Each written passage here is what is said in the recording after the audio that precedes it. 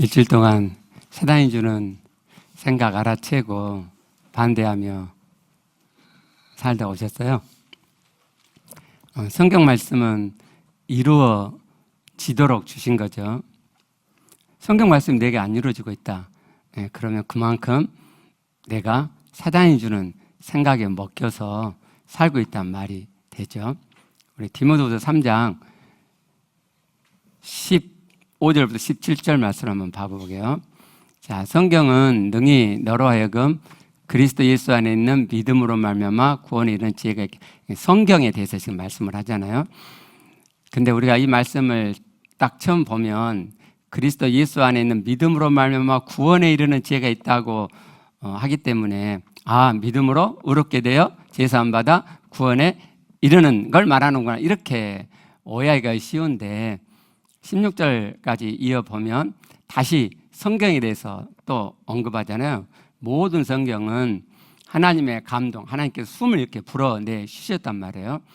그래가지고 모든 성경은 교훈, 가르침, 책망, 바르게 함, 의로 교육하기. 교육한다고 하는 번역이 틀린 번역이 아닌데요. 교육한다고 하면 우리 시대에 교육한다 그러면 막 가르치고 배우고 그렇게 생각하잖아요. 근데 옛날 교육은 훈육이 들어가 있었어요. 트레이닝의 의미가 들어있는 거거든요. 그래서 그 교육이라고 번역하기보다는 훈육하기에, 훈련하기에 유익하니, 하나님께서 성경이 기록됐을 때 기록자에게 이렇게 숨을 불어 넣으셔가지고 그 성경이 가르침, 책망, 바르게 함, 그리고 의로 트레이닝이 되기에 유익하게 하셨단 말이죠. 왜 이렇게 하셨느냐? 그 목적이 17절에 나오죠. 이는 하나님의 사람으로 온전하게 하며 모든 선한 일을 행할 능력을 갖추도록 하기 위해서. 그러면 하나님이 이걸 목적하셨으니까 이 목적 이루어지겠어요? 안 이루어지겠어요? 이루어지죠. 이루어진다니까요. 내 안에 안 이루어지고 있다. 그러면은 성경 말씀에 있어서 내가 하나님이 넣어주신 그 유익을 못 얻고 있는 거죠. 못 얻고 있는 거예요, 우리가. 가르침을요, 성경 말씀 안에 담긴 하나님의 가르침을 물타지 않고 그대로 가져오잖아요. 그러면 그 가르침 안에는 온전함이 들어있죠. 그렇잖아요. 성경의 가르침을 내가 그 유익을 받으면 온전케 되니까 성경 안에 들어있는 하나님의 가르침 안에는 하나님이 의도하신 온전함을 이룰 수 있는 가르침이 들어있는 거죠. 그러니까 그걸 그대로 가져와요. 그러면 온전하지 못한 내 부족이 보이잖아요. 그럼 내가 책망을 받죠. 그러면 내가 그 책망에 의해서 바르게 함을 받는단 말이에요. 이렇게 교훈, 책망, 바르게 함을 계속 받아가면 그게 의로운 자가 되어지는 트레이닝이 된단 말이죠. 간증 보내온 것 중에 한 지체의 것을 읽어볼게요. 너무 감사한 마음이 일어났다. 지난 과거에 무수한 목사님들이 내게 속았는데 내 인정 욕구에 속지 않으시고 거짓됨을 더 밝히고 계속 드러내 주심에 진짜 너무 감사했다. 나름대로 신앙을 하고 있었음이 들어온다. 말씀 앞에 깨지고 나면 그만큼만 보고 다시 뒤로 물러서려 하는 내 죄성을 만나가고 이를 거스리고자 하는 꼼지락을 해온다 했었는데, 그러면 있었는데 신앙은 계속 유지하면서 나름대로 신앙을 하고 있구나. 말씀을 가져오지 않았구나. 종교적인 신앙 안에서 이쁨 받으려고, 인정받으려고 마음교회 안의 시스템으로 가져오는 정도로만 했구나. 그러니까 따라가는 정도 했단 말이죠. 종교적 신앙으로 부족을 봤구나. 어쩌나 내가 진짜 하나님 말씀으로 가져오지 않았구나. 진짜 하나님 말씀 앞에 서지 않았었구나. 흔들린다. 내가 세운 신앙이 흔들린다. 어쩌나 진짜 하나님 말씀으로 가져오지 않았구나. 그래서 안 되고 있었구나. 거짓된 신앙이 보여진다. 내 믿음 없음이 드러나 쩔뚝거리지만 뒤로 물러서지 않고 되어지게 해놓으시는 원리를 바라본다. 구원의 경륜 속으로 또 꼼지락하자. 좀 아쉽죠. 이 지체가 우리 교회 온 지 아마 30여 년 좀 됐을 것 같은데 많이 아쉽죠. 그렇지만 감사하죠. 그죠? 하나님 말씀을 그대로 가져오면 그 온전의 말씀 앞에 내 부족이 드러나는, 내 거짓됨이 드러나는 거예요. 그러면 그 책망을 받으면 내 마음이 돌아서죠. 그래서 바르게 함이 되어진단 말이에요. 왜 말씀을 듣고 말씀의 삶을 사는데 바르게 함이 되어지지 않느냐? 왜 의로 트레이닝이 안 되느냐? 가르침을 그대로 가져오지 않으니까 책망이 안 일어나죠. 책망이 일어나는 면이 있는데 그 책망이 가볍게 되죠. 이 머리로 혼에서 아, 이거 잘못했구나, 그 정도죠. 바르게 함으로 나를 바꾸고 갈 만한 능력의 책망이 아니죠. 그래서 제가 모임에서 말씀드렸어요. 영의 책망을 받으시라. 영의 책망은 어떻게 받느냐? 하나님 말씀 앞에 내 죄악이 드러났잖아요. 그러면 내 죄악을 갖고 하나님 말씀 앞에 가만히 내 죄를 보는 거예요.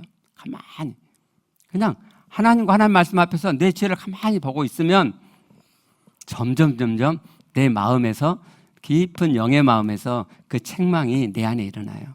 그러면 아, 내가 이렇게 안 살고 싶다 라고 하는 영에서의 바르게 함이 일어나요.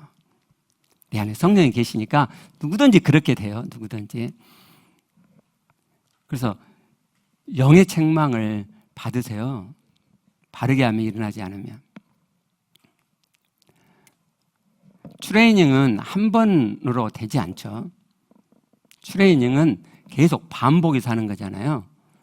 하나님의 말씀을 그대로 가져오고 책망받고 바르게 함을 얻고 이것을 계속 반복하면서 의로운 자, 온전한 자로 트레이닝을 받아가는 거예요.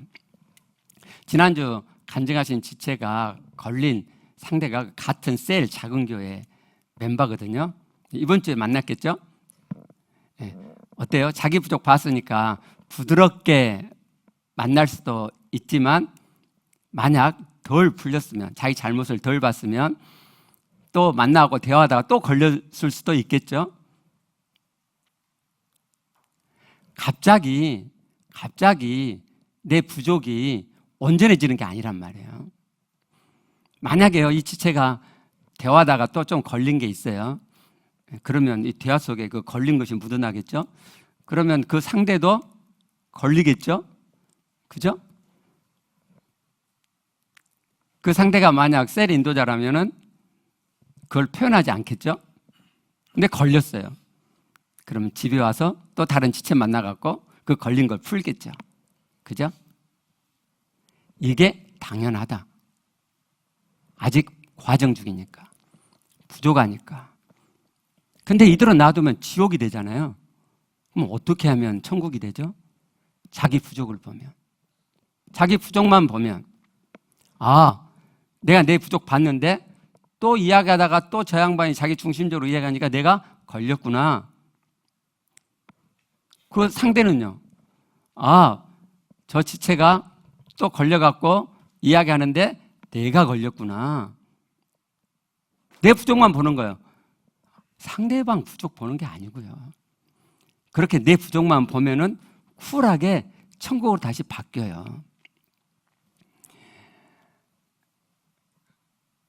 온전한 자가 되는 것의 첫걸음은 자기 부족을 보는 거예요. 자기 부족. 어느 정도요? 끝까지. 하나님의 온전함으로 우리가 가는 거잖아요. 그러면 내 부족을 끊임없이 보는 거예요. 끊임없이. 내 부족이 하나도 안 나올 때까지. 이 부족이 제일 잘 드러나는 환경이 관계 속이에요. 관계. 그런데 우리가 이렇게 관계를 맺잖아요. 그러다 보면 이 관계라고 하는 것이 지긋지긋할 때가 오죠. 그죠? 서로 부족하니까 이 만나면 뭐 대화하고 뭐 일이 터지잖아요. 그러면은 그 관계를 피하게 되죠. 특히 관계 속에서 더불어 살고 싶은, 서로 마음이 흐르고 서로 화목하고 서로 하나가 되기를 원하는 마음이 지극한 분들이 계세요.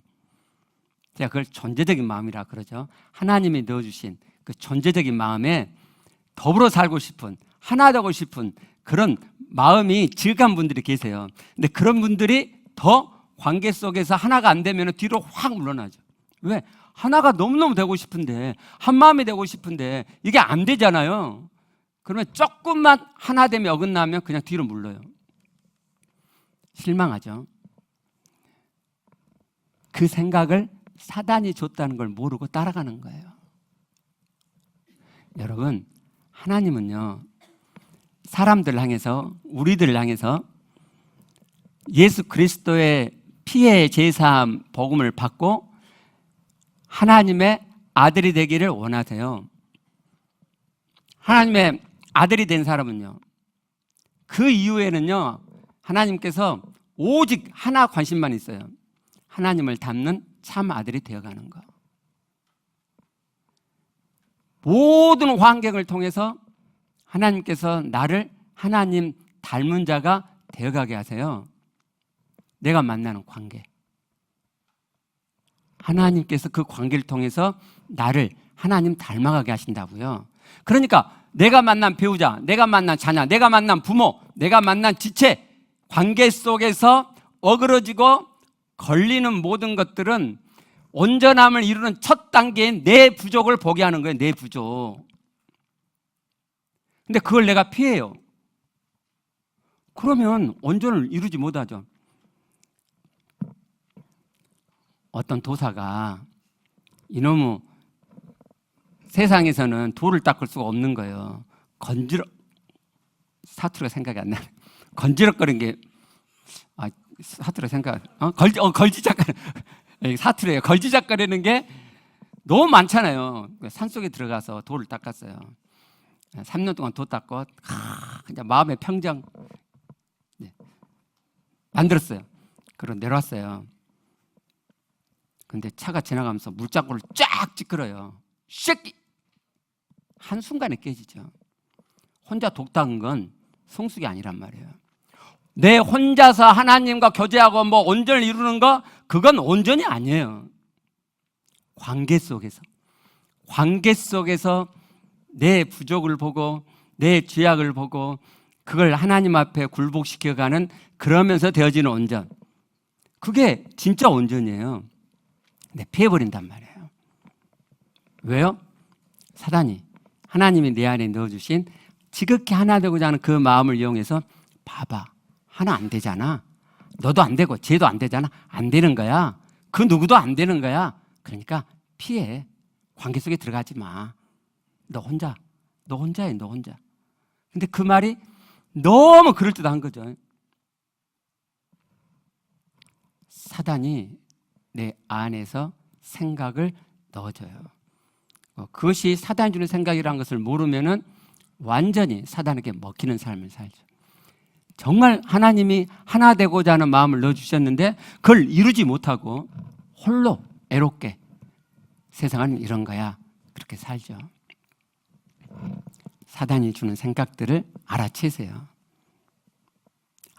그런데 막 너무너무 걸리고 막 걸지작거리고 막 그러는데, 그걸 통과하시면, 그때 내 부족만 보시면, 그러면 온전을 이루가요. 가르침, 책망, 바르게 함으로 트레이닝이 돼요. 뒤로 물러나신 분들 관계 속에 들어오시게 해요. 온전케 되실 거예요. 예, 아멘. 되실 거야. 그 다음, 예. 사단이 우리를 미혹하는 강력한 미혹 하나가 죄책감이에요. 하나님의 구원의 경륜은 죄책감이 한 톨도 없는 거예요. 여러분, 죄책감이 조금이라도 남아있다 하시는 분들은 1:1 양육을 받으시든지, 그럴 만한 시간이 없으면 주변에 1:1 양육 하신 분들한테 죄책감 시리즈 2과를 주라 그러세요. 죄책감을 다룬 2가지 과가 있단 말이에요. 그것을 이렇게 혼자 읽어보시든지 아니면 한 사람한테 좀 해달라 그러든지, 그래가지고 그 말씀을 내 안에 담으세요. 하나님은 그리스도의 피로 우리의 죄를 다 그 죄값을 탕감하셨어요. 그러니까 내가 예수 그리스도를 믿는 내가 죄책감을 갖는 것은 정말 헛수고하는 거예요. 헛수고. 괜한 짓 하는 거라고요. 아니 죄값이 다 탕감. 죄책감이 뭐죠? 죄에 대한 책임이 있다고 느끼는 느낌이 죄책감이죠. 죄값이 다 지불됐잖아요. 그런데 뭐 한다고 내가 죄책감을 가져요? 죄에 대한 책임이 내게 없는데. 하나님은 우리를 온전, 하나님을 잡는 온전을 이루도록 하시기 위해서 우리의 죄값을 이미 영원히 다 탕감해 놓으셨어요. 해결해 놓으셨다니까요. 없어요, 여러분. 죄책이 없다니까요. 제발 죄책감 갖지 말고. 그럼 나는 죄를 많이 지어서. 아니라니까요. 사단이 속임수라니까. 야 자식아, 너 더럽잖아 임마. 너 죄 많냐? 그래도 네가 무슨 낯짝으로. 사단의 소리예요. 네. 사단이 주는 생각을 알아채시면 좋겠고요. 베드로서 5장 8절을 봐봐요. 그시나라 깨어라 내 대적 마귀가 우는 사자같이 두루다니며 삼킬 자를 찾나니. 대적 마귀가 우는 사자같이 두루다니며 삼킬 자를 찾아요. 그러니까 우리는 어떻게 해야 돼요? 근신하고 깨어야죠. 근신하고 깨지 않으면요, 사단 이놈 자식이 나를 미혹하고 나를 잡아먹는다니까요. 내가 잡아먹힌다니까요. 죄책감에 내가 묵직한 마음으로 살게 된다니까요. 관계 속에서 하나님의 온전을 이루어가는데 관계 속에 틀어지는 그게 싫어가지고 관계에서 빠져나간다니까요. 사단에게 먹히는 거예요. 그럼 하나님의 구원의 경륜을 이루지 못해요. 근신하고 깨어 사셨으면 좋겠어요. 내 안에서 뜨는 생각이 다 내 생각이 아니에요. 여러분이 이 영적 전쟁의 삶을 살아보시면 내 안에 뜨는 많은 생각이 사단이 주는 생각인 것을 점점 알아채시게 될 거예요. 자, 이제 부활신앙 하시게요. 예. 부활신앙 목격자들의 증언을 할 차례거든요. 그런데 앞부분이 생각이 안 날 만큼 너무 오래되어서 다시 앞부분 중요한 부분을 하고 넘어가도록 할게요. 부활신앙 다시 하면서 혹여나해서 말씀드리는데, 나 부활신앙 있는데, 나 부활 믿는데 그러지 마시게요. 부활신앙을 우리가 다시 하는 것은 우리가 그동안 배웠던 부활신앙이 성경에서 말씀하시는 부활신앙과 다른 면이 있기 때문에 하는 거예요. 똑같으면 뭐 하려고 부활신앙을 중점적으로 하겠어요. 그러니까 나 다 아는 거야 그러지 마시고, 혹시 또 내가 아는 게 있어도 지식이 중요한 게 아니잖아요. 하나님의 말씀이 내 안에 지식으로 나 알아 이게 중요한 게 아니잖아요. 하나님의 말씀이 내 안에 영의 말씀으로, 능력의 말씀으로 있는 게 중요하죠. 오늘 말씀 그렇게 들으시게요. 자, 먼저 요한복음을 통해서 부활신앙의 중요성을 알아보겠습니다. 요한복음 16장 9절 말씀, 죄에 대하라 하면 그들이 나를 믿지 아니하며 그랬죠.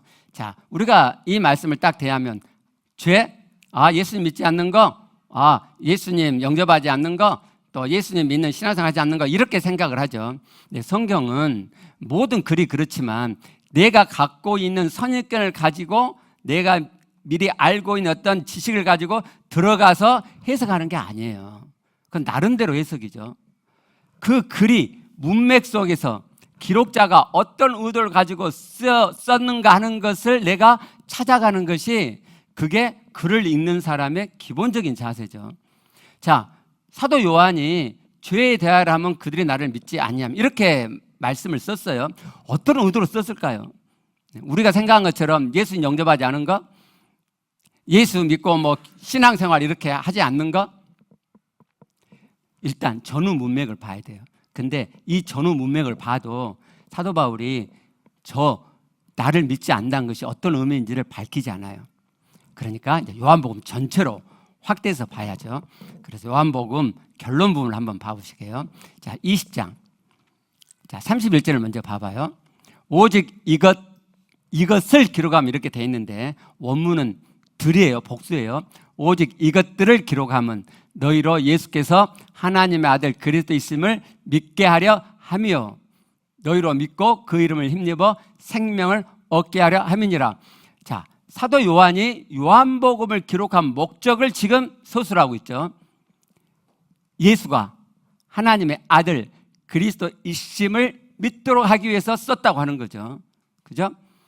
그렇게 믿고 그러면 그 이름을 힘입어서 생명을 얻는 거예요. 그 생명을 얻도록 하기 위해서 썼어요. 자, 여기 예수께서 하나님의 아들 그리스도이심을 믿게 한다는 말이 어떤 의미냐, 이 말씀을 알려면 28절에 도마가 한 신앙 고백을 봐야 돼요. 그런데 그 앞에 30절을 먼저 보고 가시게요.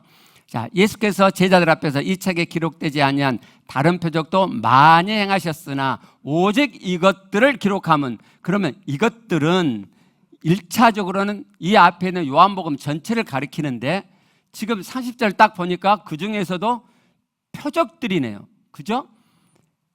그렇잖아요.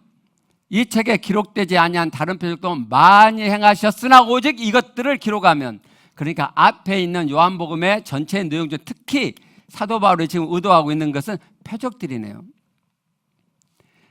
28절 앞에 보면 예수님이 부활하신 표적을 제자들에게 나타내 보이신 장면이 나와요. 그러니까 도마가 부활하신 예수님을 보고 28절에 이렇게 고백을 해요. 나의 주님이시여 나의 하나님이시니이다. 나의 주님. 그 당시에 주님이라는 용어는 정말 흔해 빠진 단어였어요. 뻑하면 주님이에요. 자기보다 좀이라도 사회적 신분이 높으면 다 주님 그랬어요. 퀴리오스 아주 흔해 빠진, 물론 로마 황제도 주님 키로스라고 했어요. 그러나 아주 흔해 빠진 용어였어요. 그런데 도마가 예수님을 주님이라고 고백하는 것은 그런 흔해 빠진 세상에서 의미가 아니에요. 왜냐하면 유대인들은요, 주님이라는 용어를 굉장히 독특하게 썼어요. 여호와 하나님을 부를 때, 호칭할 때 주님이라 그랬어요. 감히 여호와 하나님 이름을 부를 수 없기 때문에 여호와 안 그러고 주님 그렇게 하고 넘어갔다고요. 그래서 유대인들 초대교회 크리스찬들이 로마 정부로부터 핍박을 받은 거예요. 우리는 여호와 하나님 외에 주님이라고 부를 수 없다. 그러니까 지금 도마가 나의 주라고 이야기하는 이 주님이라는 것은 예수님을 어떻게 인식하는 거예요? 여호와 하나님과 동일한 분으로 인식했다는 의미예요. 나의 주 여호와 하나님과 동일하신, 그래서 그 뒤에 나의 하나님이시니이다, 이렇게 지금 고백을 하는 거예요. 그리고 아까 보았던 31절이죠. 30절 다시 봐봐요. 그럼 예수께서 하나님의 아들 그리스도이심을 믿는다는 것은 어떤 의미로 사도 요한이 말하고 있는 걸까요? 하나님이신 하나님의 아들, 여호와 하나님과 같은 동등한 분이신 하나님의 아들로 인식하고 믿는다는 것을 의미하죠. 그리스도도 마찬가지. 29절 보면 보지 못하고 믿는 자들은 복되도다 그랬어요. 자, 보지 못하고 믿는 자들은 우리죠. 그럼 여기 믿는다는 건요, 예수님을 어떻게 믿는다는 거죠? 하나님이신 하나님의 아들, 여호와 하나님과 동등하신 하나님의 아들, 여호와 하나님과 동등하신 분으로서의 그리스도로 믿는다는 거죠. 그럴 때 복이 된다고요.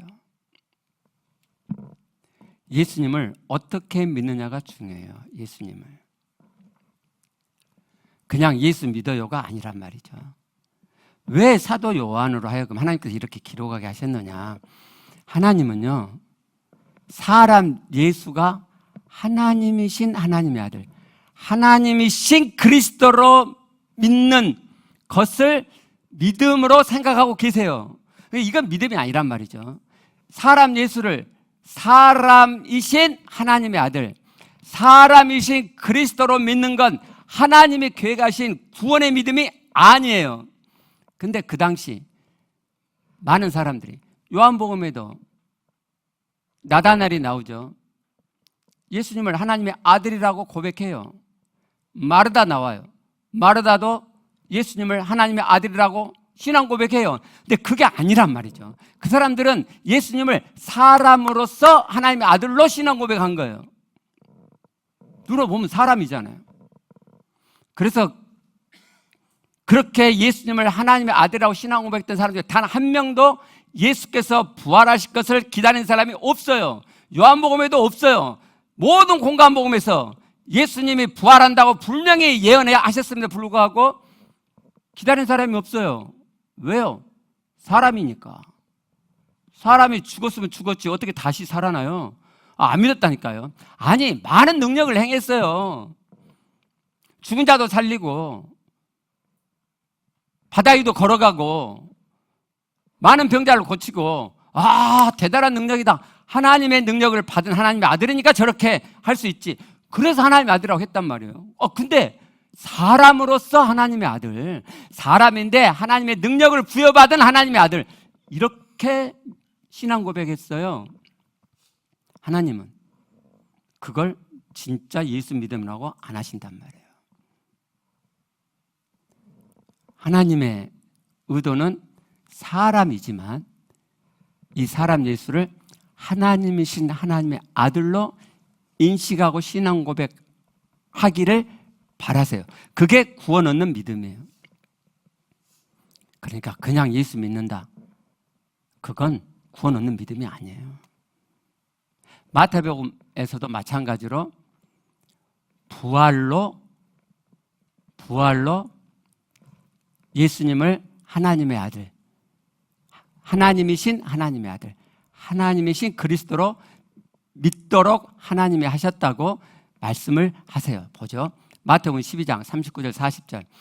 선지자 요나의 표적밖에는 보일 표적이 없느니라.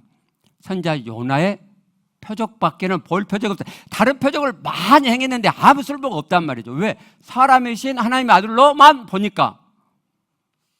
그래서 요나의 표적을 계획하셨어요. 40절. 요나가 밤낮 사흘 동안 큰 물고기 뱃속에 있었던 것 같이 인자도, 예수님 당신이죠, 밤낮 사흘 동안 땅속에 있으리라. 밤낮 사흘 동안 땅속에 있는 것이 표적이 아니고요, 사흘 동안 땅속에 있다는 말은 사흘이 지나면은 땅속에서 부활에 나온다는 의미죠. 그래서 요나의 표적은 부활이에요.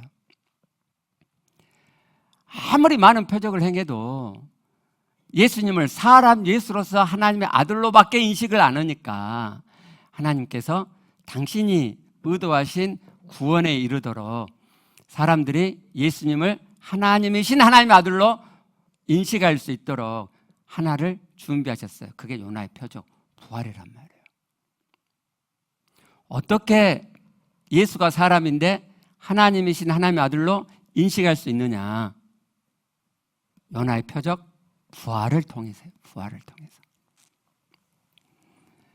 그래서 예수님의 이 부활은요, 하나님의 히든 카드고 승부수라고 하는 거예요. 하나님의 구원 계획이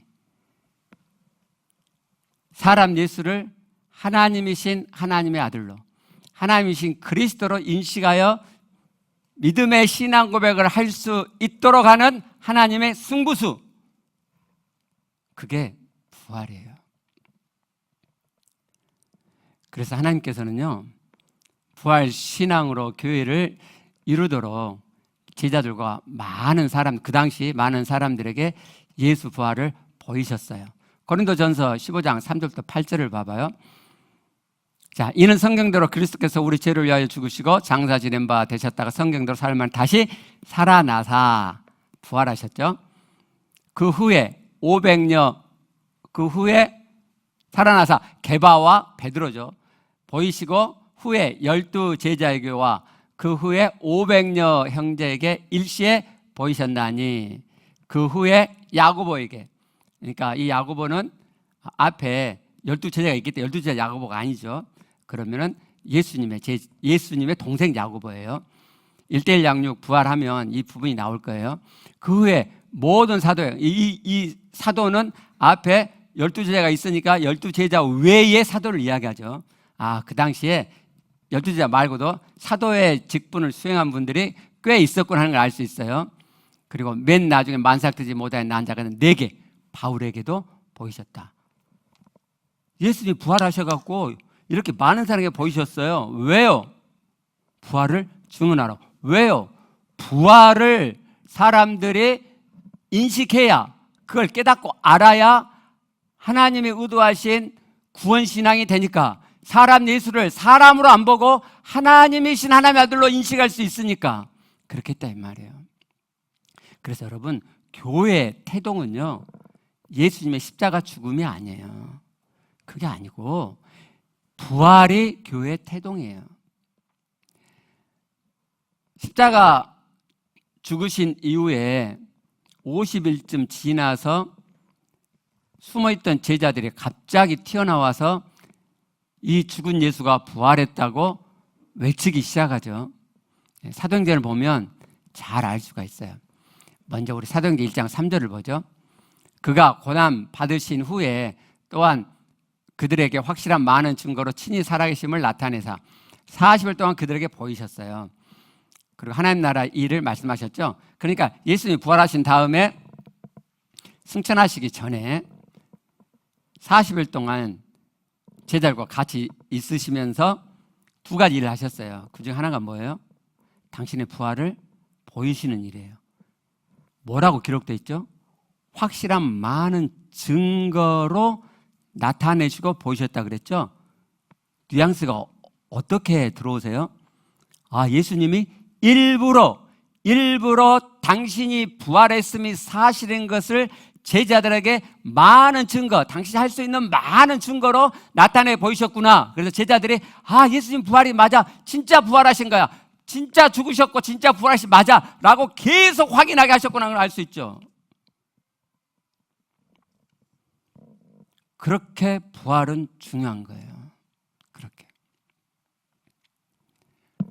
그래서 사도행전 1장 8절을 보면요, 오직 성령이 너에게 임하시면 내가 권능을 받고 예루살렘과 온 유대와 사마리아와 땅끝까지 이르러 내 증인이 되리라. 저기서 증인이 무엇을 증인하는 거예요? 무엇을 증언하는 증인이죠? 1장 20절을 보면은 알 수 있어요. 베드로가 한 말인데요. 이제 그 가룟 유다가 이제 죽었잖아요. 그러니까 12제자 중에 한 자리가 비죠. 근데 그 한 자리를 채우려고 하는 거예요. 그래서 베드로가 이렇게 말해요. 항상 우리와 함께 다니던 사람 중에 하나를 세워 우리와 더불어 예수께서 부활하심을 증언할 사람이 되게 하여야 하리라. 그러니까 베드로는 자기가 지금 할 일이, 제자들이 할 일이 뭐라고 생각하고 있는 거예요? 예수님의 부활을 증언하는 거. 너희가 증인이 되리라. 뭘 증거하는 증인이 돼요? 예수 부활. 예수님이 부활하셨다. 너희가 죽인 예수를 하나님이 살리셔서 하나님이 예수를 부활시키셨어 라는 이 사실을 외치고 전하고 알려야 된다는 것을 베드로는 알고 있었어요. 그래서 사도행전을 쭉 보시면요, 부활, 제자들이 증거한 핵심이 예수 부활이에요. 십자가 죽으심이 아니라니까요. 또 이렇게 이야기하면 십자가 죽으심을 폄훼했다고, 그게 아니고요. 왜 교회 안에 그런 논리가 팽배한지 모르겠어요. 그게 아니고 예수님의 십자가 죽으심의 제사함이 얼마나 소중하고 귀한데요. 그런데 이 십자가의 피가 하나님의 피가 되기 위해서 그분이 부활하셔야 됐다니까요. 십자가의 제사함이 하나님의 의도만큼 중요성으로 부각되기 위해서는 예수님이 부활하셨다고 하는 사실을 깨우쳐 알아야 된다 이 말이에요. 제자들은 그걸 알았어요. 그래서 부활을 외쳤어요. 십자가보다. 십자가도 전했어요. 핵심이 예수 부활이었어요. 사도행전 2장 24절을 보시면, 자, 베드로가 하는 설교거든요. 하나님께서 그를 사망의 고통에서 풀어 살리셨으니 이렇게 말씀하잖아요. 이는 그가 사망에 있을 수 없었음이라. 여기 그는 사람 예수죠. 2장 32절이요. 이 예수를 하나님이 살리신지라 이렇게 말씀하잖아요. 그 당시 유대인들은 예수님 십자가에 죽은 걸 다 안단 말이에요. 근데 그 죽음으로 끝난 게 아니야. 그가 살아나셨어라는 것을 지금 외치고 있잖아요. 우리가 다 이 일의 증인이로다. 예수 부활의 증인이야. 나는 여기 있는 우리 예수님의 제자들은 예수의 부활을 증거하는 증인이야 라고 말하죠. 왜요? 봤으니까 자기가 증인이잖아요.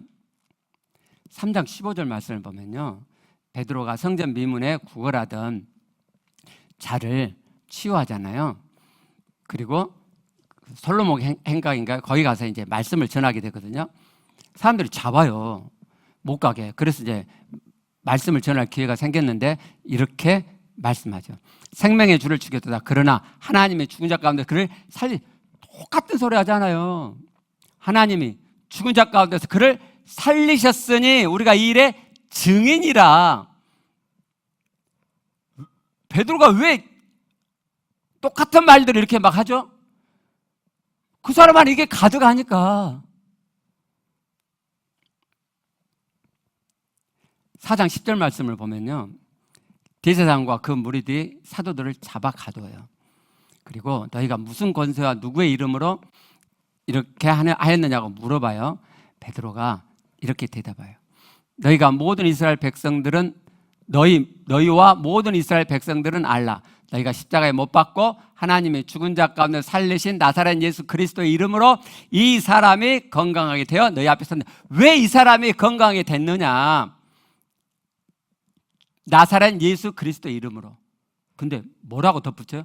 죽은 자 가운데서 살리신, 하나님이 죽은 자 가운데 살리신 나사렛 예수 그리스도의 이름으로 이 사람이 건강하게 됐어 라고 말하죠.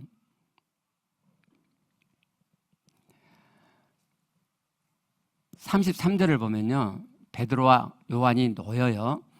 그리고 초대교회 공동체의 성령 충만이 다시 한번 임합니다. 그리고 사도들이 예수 부활을 여전히 전해요. 4장 33절 보시면 사도들이 큰 권능으로 주 예수의 부활을 증언하니.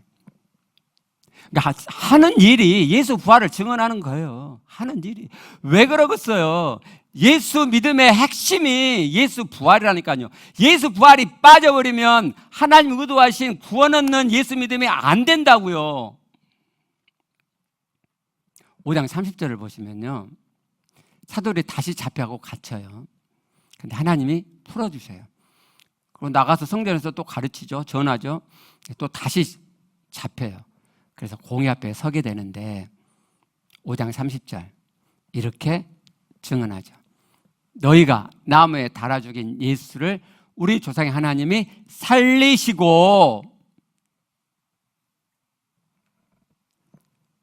왜 예수 부활을 이렇게 쉼없이 전할까요?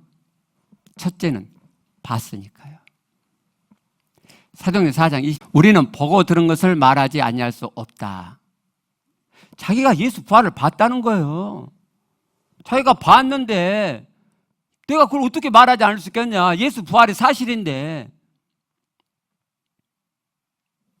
그리고 이들이 예수 부활을 외치는 또 하나의 이유는 그래야 예수 믿음이 하나님의 의도대로 구원받는 믿음, 하나님이신 하나님의 아들, 하나님이신 그리스도로 믿을 수 있으니까, 요나의 표적 밖에 없으니까 부활이 예수님을, 사람 예수를 하나님이신 하나님의 아들로 믿을 수 있는 유일한 방법이고 길이니까, 자기들이 그렇게 되었으니까 부활을 외쳤던 거예요.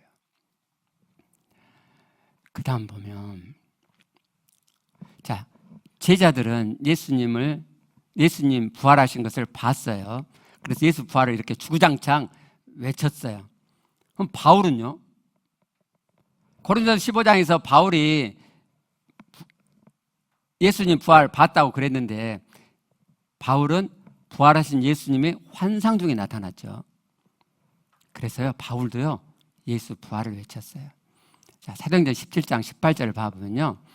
자, 이제 에덴에서 바울이 복음을 전하는 건데요. 끝에 보면 이는 바울이 예수와 부활을 전하기 때문이라 이렇게 말씀하죠. 그러니까 바울이 에덴에서 예수와 부활을 외쳤다니까요. 예수와 십자가의 죄사함의 죽음을 전했다 이렇게 말하지 않잖아요. 이어지는 31절에서 이렇게 말씀하죠. 이는 정하신 사람으로 하여금 천하를 공의로 심판할 날을 작정하시고 이에 그를 죽은 자 가운데서 다시 살리신 것으로 모든 사람에게 믿을 만한 증거를 주셨음이니라. 부활이 마지막 심판날이 있을 거라고 하는 하나님 주신 믿을 만한 증거다 이렇게 지금 말하고 있는 거죠. 부활이 사람 예수가 부활했어요. 그가 하나님이신 하나님의 아들이세요. 그러면은 구약에 있던 모든 예언들이, 구약의 말씀들이 다 참이 되는 거죠. 마지막 날이 있는 거예요. 예수님이 하신 마지막 날이 정말 있게 될 거라고요. 예수 부활이 내 안에서 사실로 확인되어지면 그때부터 모든 성경 말씀은 진실이 되는 거예요. 사람 예수가 부활했어요. 사람이 부활할 수 있나요? 없죠. 사람이 부활했단 말은 하나님이 부활시켰단 말이죠. 그러면 그는 그리스도가 맞죠. 하나님이 보내신 하나님이신 그리스도가 맞죠.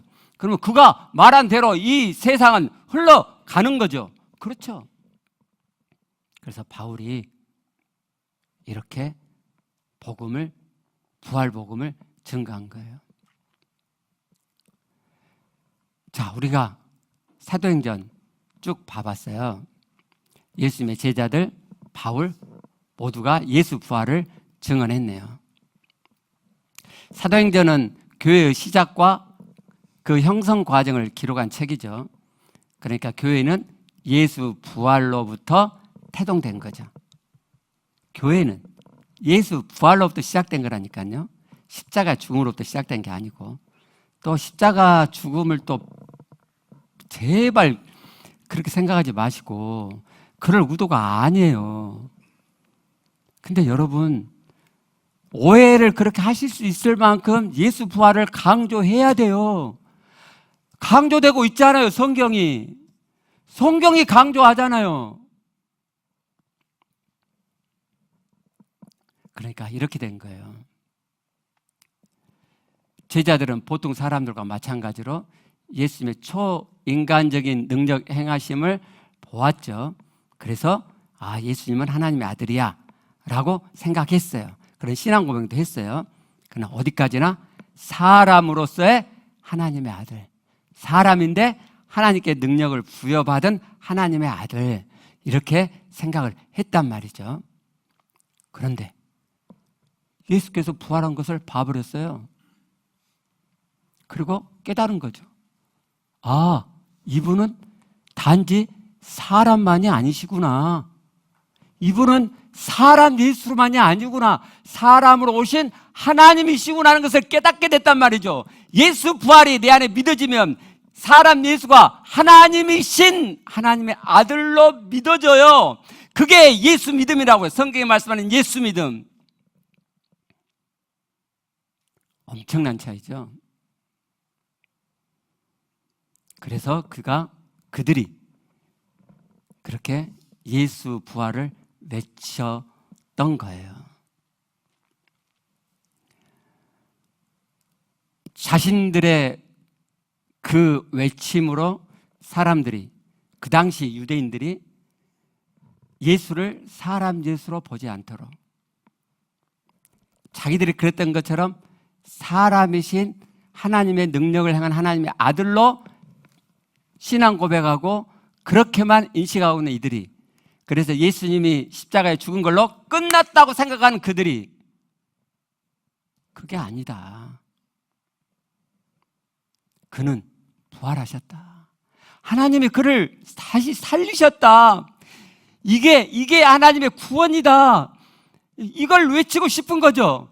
그래서 하나님이 만들어 놓으신 그 구원이 그들에게도 그대로 다 전달되도록 부활을 외치고 또 외쳤던 거예요.